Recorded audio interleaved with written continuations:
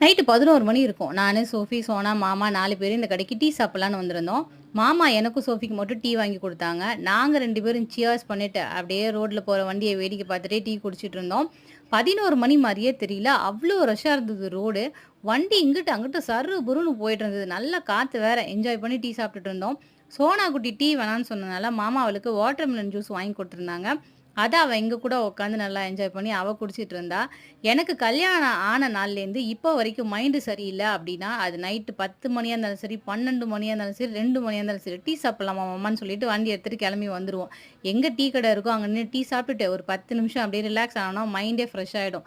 அதே தான் சோஃபி இப்ப கன்டின்யூ பண்றா. பீச்சுக்கு போயிட்டு வரல தான் டீ சாப்பிடலாமான்னு சொல்லிட்டு இந்த கடையில நின்னு டீ சாப்பிட்டதே.